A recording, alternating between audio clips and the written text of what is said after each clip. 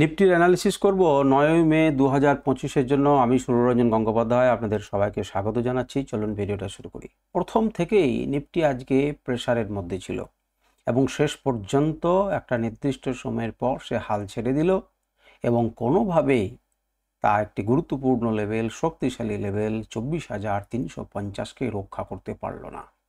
সারাদিন কিন্তু রক্ষা করার চেষ্টা করছিল ধীরে ধীরে, কিন্তু সেখান থেকে আস্তে আস্তে স্লিপ করলো এবং শেষ মুহূর্তে মার্কেট কিন্তু ছেড়ে দিল পজিশন এবং প্রায় 270-এ এসে ক্লোজিং করলো 140 পয়েন্ট নেমে এসে।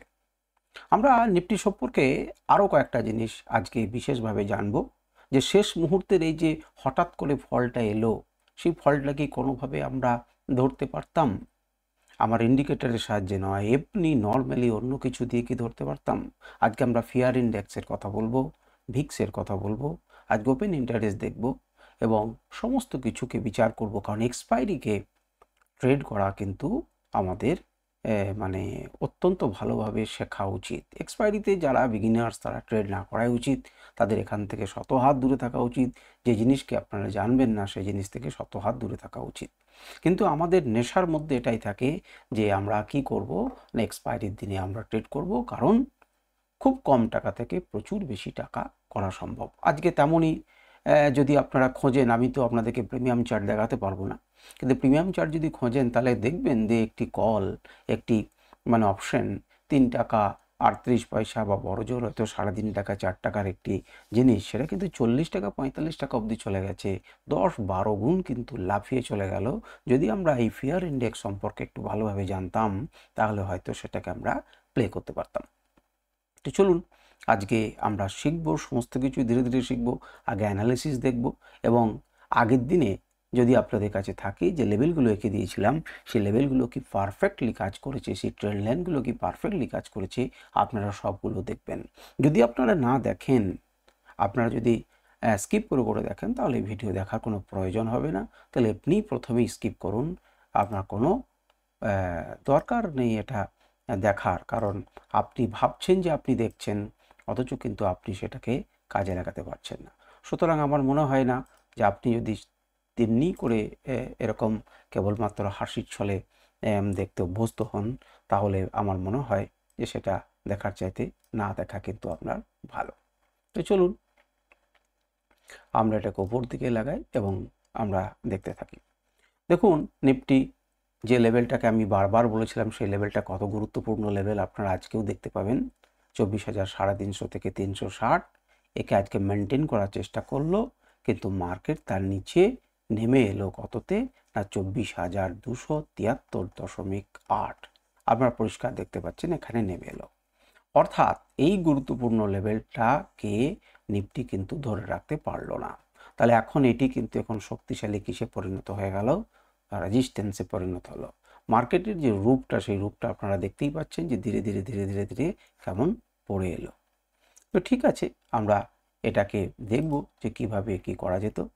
আগে দেখুন যে 414 থেকে আগের দিনে বন্ধ হয়েছিল, খুললো কিন্তু 431-এ, গ্যাপ আপ ওপেন হলো, গ্যাপ আপ ওপেনিং হলো, কিন্তু গ্যাপ আপ ওপেন হওয়ার পরও মার্কেটকে শেষ পর্যন্ত কততে নামিয়ে এনেছে?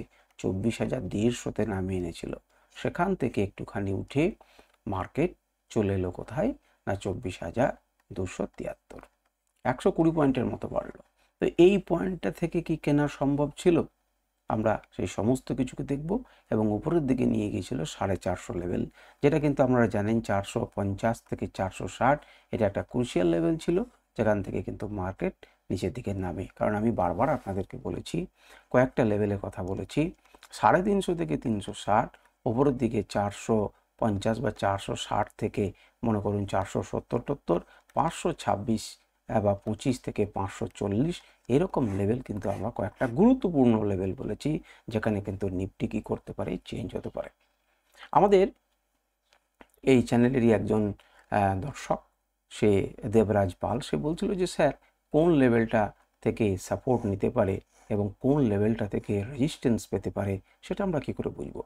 লেভেলে একটা প্রত্যেকটা লেভেলের একটা স্ট্রেংথ আছে, সেই স্ট্রেংথটা আপনাকে বুঝতে হবে যে সেই লেভেলটা কত। বারে বারে আপনাদের মাথা কামড়ে কামড়ে আমি বলছি 24,350 থেকে 360, যতক্ষণ পর্যন্ত এটি টিকে আছে তারপরে কিন্তু যদি নিচে নেমে যায় তাহলে নেমে যাবে। তো সেই প্রত্যেকটা জিনিসকে আমরা দেখব। তো চলুন প্রথমে আমরা মান্থলি টাইম ফ্রেমে দেখব। মান্থলি টাইম ফ্রেমে আপনি পরিষ্কার বুঝতে পারছেন যে আন্ডার প্রেসার, একটুখানি প্রেসার হচ্ছে, যদিও এখনও পর্যন্ত দেখতে ভালো লাগছে, হ্যাঁ, কিন্তু উপরের দিক থেকে একটা প্রেসার আসছে, বেশ কয়েকদিন থেকেই বলছি। তো আজকেও আমরা দেখছি যে একটু প্রেসার রয়েছে। আমরা যদি উইকলি ক্যান্ডেলে যাই তাহলে একদম পরিষ্কার যে রেজিস্ট্যান্স তো এখানে ফেস করছিল, আমরা দেখতেই পাচ্ছিলাম যেখানে রেজিস্ট্যান্স ফেস করছিল, আজকে এই লেভেলে একটা সাপোর্ট নেবার চেষ্টা করছিল, সেটা কিন্তু ভেঙে সে নিচের দিকে চলে এলো। তো এই সেই লেভেলটা কত, এই লেভেলটাই কিন্তু সেই লেভেলটা ছিল, এবং নিচে দিকে দেখুন সাপোর্টের কাছাকাছি থেকে সে কিন্তু ব্যাক করলো। তাহলে আমি যে কথাটা আপনাদেরকে বলছিলাম যে 150 লেভেলে যখন এলো তখন কি আপনি কিনতে পারতেন? তখন যদি আপনার কাছে এই লেভেলগুলো আপনি ড্র করে রাখেন তাহলে বুঝতে পারতেন যে সাপোর্টের কাছাকাছি এসেছে, সাপোর্টের কাছে থেকে এলে পরে কিন্তু আমরা কিনতে পারি। তো ঠিক আছে, এটা তো উইকলি টাইম ফ্রেমে, তার মানে এখানে একটা শক্তিশালী লেভেল আছে উইকলি টাইম ফ্রেম মানে। এরপরে তো আমরা ডেলি টাইম ফ্রেম যাব, এবং ডেলি টাইম ফ্রেম থেকে আমরা আওয়ারলি টাইম ফ্রেমে দেখব যে কোন টাইম ফ্রেমে এটি আরও শক্তিশালী আমাদেরকে আচরণ দিচ্ছে বা আমরা কিনতে পারতাম, তার ব্যাপারে করবো।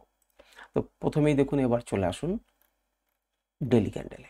ডেলি ক্যান্ডেল দেখলেই দেখুন আপনার পরিষ্কার ধারণা তৈরি হয়ে যাবে। মার্কেট যখন এই পর্যন্ত নামছিল, এখানে কি ছিল, এখানে সাপোর্ট। তাহলে আপনি সাপোর্টে কি করবেন, আপনি সাপোর্টে বাই করবেন। আপনি সাপোর্টে বাই করতে পারেন, কারণ আপনাদের সাপোর্ট এবং রেজিস্ট্যান্সটাই আঁকা ঠিক হয় না। সেটা যদি সঠিকভাবে আঁকতে পারেন তাহলে পরে ট্রেডিং অনেকখানি সহজ এবং সরল হয়ে যেতে পারে। তো বুঝতে হবে, সেটা শেখার জিনিস, সেটা একটা জিনিসের একটা একটা দিনে বা একটা ঘটনাতে বা একটা লাইনে সেটা শেখানো যায় না, সেটা আপনাকে শিখতে হবে। দেখুন, সে উপরে উঠেছিল, একটা ভালো রকম প্রভাব অপারেশন সিন্দুরের দিয়েছিল, কিন্তু তার যে উপরের যে কি বলবো হাই আগের দিনের, সেই হাইটা কিন্তু ব্রিজ করতে পারেনি। আপনারা ভালো করে দেখুন, আমি আপনাদেরকে দেখাচ্ছি। আমরা যদি একটা এখান থেকে একটা কেবল জাস্ট লাইন টানি তাহলে দেখতে পাচ্ছেন সেইখান থেকে কিন্তু ওপরে যেতে পারেনি। তাহলে এর উপরে যদি না যেতে পারে আমি কোনোভাবেই কিন্তু কল সাইডের দিকে যাব না। কল সাইডের দিকে যাব না, কারণ এই হাইটাকে, আগের দিনের হাইটাকে সে ব্রেক করতে পারেনি। ওপরে খুলেছি ঠিকই, কিন্তু ঠিক সেই জায়গাটা থেকে সে কী করেছে, রেজিস্ট্যান্স ফেস করেছে। মানে এখানে কি তৈরি করেছে, ডবল টপ তৈরি করছে। ডবল টপ তৈরি করে কিন্তু ফার্স্ট টার্গেট সব থাকবে আমাদের এটা, দেখুন 350 থেকে 350 থেকে 600 এই লেভেলটা, 350 থেকে 360 এই লেভেলটা আমাদের টার্গেট ছিল। সেটাকে শেষ পর্যন্ত ধরে রাখতে পারেনি, সেটাকে ভেঙে একদম তীব্রভাবে নিচে নামিয়েছে লাইভ মার্কেটে। আগের দিনে নামিয়েছিল লাইভ মার্কেটে নয়, কিন্তু আজকে দেখুন লাইভ মার্কেটে নামিয়েছে। যতদিন আপনি দেখছেন, একটা দিন, দুটো দিন, তিনটে দিন, চারটে দিন, এই 5 নাম্বার দিনে আমরা দেখেছিলাম লাইভ নামিয়েছিল, এবং তারপরে 6, 7, 8, 9, 10, 11তম দিনে আমরা দেখলাম লাইভ মার্কেটটাকে নিচে নামালো। নিচে থেকে যে বাইং আসেনি তা নয়, বাইং এসেছে। কাল কি হবে, কাল কি হবে আগে থেকে কিচ্ছু বলা যাবে না যে কালকে কি হবে, কারণ মার্কেট কোন জায়গাতে ওপেন হচ্ছে তার অনুযায়ী আমরা সিদ্ধান্ত নেব। কারণ যুদ্ধের পরিস্থিতি তৈরি হয়েছে, যুদ্ধ বিভিন্ন সময়ে পাকিস্তানের বিভিন্ন জায়গাতে আমরা আওয়াজ শুনেছি, এবং তারই এফেক্ট কিন্তু আমাদের মার্কেটের শেষ মুহূর্তে পড়েছে। জিওপলিটিক্যাল ইস্যুর জন্য মার্কেট কিন্তু থমকে গেছিল। এবারে দেখতেই দেখুন ভালো লাগবে, এই লেভেল আপনারা নিশ্চয়ই কালকে দেখেছিলেন, আমি এঁকে রেখেছিলাম। এই লেভেল আপনাদের দেখার কথা, যে এইভাবে আপনারা একটা ট্রেন্ড লাইন আঁকতে পারেন সুন্দর, এবং সেই ট্রেন্ড লাইন দেখুন কি বিউটিফুলি আজকে কাজ করেছে। আপনারা যদি এই ট্রেন্ড লাইনটিকে বিশ্বাস করতেন এবং এই ট্রেন্ড লাইনটিকে আপনারা কাজ করতে পারতেন, তাহলে আপনি বলুন যে কেন আপনি এই জায়গাতে সেল করবেন না, আর কেনই বা আপনি কল কিনবেন। এখানে তো কল কেনার কোনো কথা নেই। প্রথম থেকেই যখন রেজিস্ট্যান্স পাচ্ছে আপনার প্রথম টার্গেট হবে এটা, এটাকে যখন ব্রেক করে নিচের দিকে নামবে দেখুন কি সুন্দর আপনার টার্গেট ফুলফিল হলো, একদম উপর থেকে নিচে অবধি। ক্লিয়ার কাট সিদ্ধান্ত 1 ঘন্টা টাইম ফ্রেমে আপনাকে এই সুন্দর লেভেলগুলি আপনাকে দিয়েছে। কিছু বলার নেই, নতুন করে আপনাদের লেভেল সম্পর্কে আপনারা সবাই জানেন, লেভেলগুলোকে দেখেও নিয়েছেন, কোনখানে ওপেন হচ্ছে। তারপরে আমরা দেখতে পাচ্ছি যে অঞ্চলে দাঁড়িয়ে আছে সেটা একটা সাপোর্ট, এই সাপোর্টটাকে ভেঙে যদি ওপেন করে তাহলে ধাক্কা খেয়ে নিচের দিকে নামবে বা নিচের দিকে সে সাপোর্ট নিয়ে উপরের দিকে উঠবে। এটি একটি ভালো সাপোর্ট এরিয়া, মনে রাখবেন এটি একটি ভালো সাপোর্ট এরিয়া। 23,800, 23,840, 23,900, 920, 960 এগুলো কিন্তু ভালো সাপোর্ট এরিয়া। তো চলুন এবার আমরা 15 মিনিট টাইম ফ্রেমে দেখি। দেখুন 15 মিনিট টাইম ফ্রেমে আজকে 8 তারিখ আমরা দুটো ট্রেন্ড লাইন এঁকেছিলাম, আমরা মনে করে দেখুন এটি এবং এটি, এবং আমি বলেছিলাম যে এইভাবে আপনারা রেখে রাখতে পারেন যদি মার্কেটের ওপরে খোলে। দেখুন মার্কেট যেখানেই খুলেছে এই জায়গাটাতে খোলার পর মার্কেট কিন্তু পেরোতে পারেনি এই লাইনকে। পেরোতে পেরেছে কি, মার্কেট চেষ্টা করেছে এখান থেকে সাপোর্ট নেবার, কিন্তু এটি একটি শক্তিশালী রেজিস্ট্যান্স জোনে পরিণত হয়েছে। ধীরে ধীরে ধীরে ধীরে মার্কেট স্লিপ করেছে, মার্কেট স্লিপ করে ব্রেকডাউন করেছে, ব্রেকডাউনের পর রিটেস্ট করেছে এবং তারপর মার্কেট নিচে নেমে গেছে। কি অসম্ভব সুন্দরভাবে নেমে গেছে। এখান থেকে যে পুল ব্যাকটা এসেছিল, আপনারা যদি এখান থেকে একটি দাগ দেন তাহলে দেখতে পাবেন যে এই সেই রেঞ্জ যখন উপর দিকে যাওয়ার চেষ্টা করলো এ ওকে বাধা দিল, কারণ তখন এটি রেজিস্ট্যান্সে পরিণত হয়ে গেছে এবং তারপর সেখান থেকে মার্কেট পড়ে এসে লেভেল টু লেভেল একদম ডটেড চলে এসেছে। আপনারা যদি সত্যিকারেরই মার্কেটে চান তাহলে আপনাদেরকে প্রথমেই যেটা শিখতে হবে perfect drawing of support and resistance. দেখতেই পাচ্ছেন যারা এই পর্যন্ত ভিডিও দেখছেন তারা দেখছেন কি বিউটিফুলি দিনের পর দিন একই লেভেল আমি কিন্তু আর পরিবর্তন করিনি, কয়েকটা মাত্র ট্রেন্ড লাইন আঁকছি প্রয়োজন অনুসারে আপনাদের দেখানোর জন্য। তাও আমি নিখুঁতভাবে লেভেলগুলোকে দিচ্ছি না ইন্ডিকেটরের সাহায্যে, যেটা আমি নর্মালি প্রাইস অ্যাকশন যেটা হয় তাও একটুখানি সেটাকেই আপনাদেরকে দেখাচ্ছি। আরও প্রিসাইসলি প্রত্যেকটা মোমেন্টকে আপনারা চেক করতে পারবেন এটা দিয়ে, তাহলে আপনারা ট্রেড করতে পারতেন এবং আপনাদের দিনগুলো আজকে ভালো হতো। এখন প্রশ্ন কিন্তু আমাদের প্রাইমারি থেকেই গেল যে এই মোমেন্টে যে হিউজ ফল, সেই ফলটাকে কি আমরা ধরতে পারতাম, সেটা নিয়ে আমরা আলোচনা করব যে আদৌ আমরা ধরতে পারতাম কি পারতাম না। ঠিক আছে, আমরা 5 মিনিট টাইম ফ্রেমে যাই। 5 মিনিট টাইম ফ্রেমেও দেখুন একটা ফ্রি ফল ঘটে গেছে। মার্কেট দেখার মতো, মার্কেট যে লেভেলটাকে সাস্টেন করার চেষ্টা করছিল, দেখুন চেষ্টা করছিল, উপর দিকে উঠছিল না, এ কোনো রকমে নিজের অস্তিত্ব বজায় রাখার চেষ্টা করছিল, যখন তুপ করে নামালো না আবার একটু চেষ্টা করলো, কিন্তু এই ক্যান্ডেল প্রমাণ করে দিল যে না, আজকে তোমাকে আর উপরে উঠতে দেবো না, আজকে তোমাকে শেষ পেরেক পুঁতে দেবো। দেখতে পাচ্ছেন এই ক্যান্ডেল, এই সেই ক্যান্ডেল যেটা প্রমাণ করে দিল যে আমি শেষ পেরেক পুঁতে দেবো। ব্রেকডাউন করলো, রিটেস্টের মতো হলো, কিন্তু তার উচ্চতায় উঠতে দিল না। সেখান থেকে সে আবার একবার চেষ্টা করলো কিন্তু পারলো না, আবার একটা চেষ্টা করলো, কিন্তু এই অঞ্চল ধাক্কা দিয়ে তাকে পরপর ফেলে দিল। একবার চেষ্টা করেছিল যে কোনো রকমে যদি এই লেভেলটাকে টিকিয়ে রাখা যায়, কিন্তু শেষ পর্যন্ত পারলো না। এবারে আপনারা দেখুন এই ফ্রি ফলটা ঘটেছে কখন থেকে, বা যদি সত্যিকারেরই বলতে চান তাহলে বলুন যে কোন জায়গা থেকে মার্কেট পড়তে শুরু করেছে।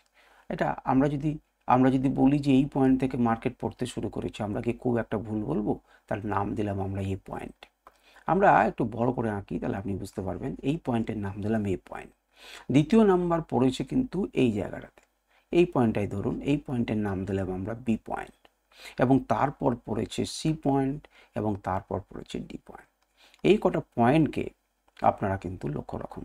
এখনো পর্যন্ত যারা মার্কেটে টিকে রয়েছেন, অর্থাৎ আমার কথা শুনছেন, তাদেরকে ধন্যবাদ। তারা একটা নতুন শিক্ষা নিতে চলেছেন। ভালো করে মন দিয়ে তাকিয়ে দেখুন এই টাইমটা। তো এই টাইম ফ্রেমগুলো আপনাদেরকে মনে রাখতে হবে। দেখুন তো 13টা, অর্থাৎ এই সময়টা 1টা বাজে, দুপুর 1টার পর কটা, 1:35, 1:40।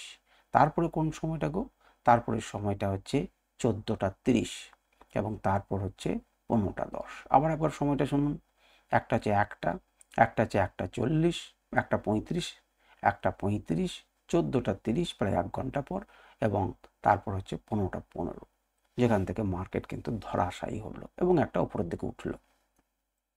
এবারে ঠিক এই জিনিসটা আমরা স্ক্রিনে লিখে রাখি, টাইমগুলোকে লিখে রাখি।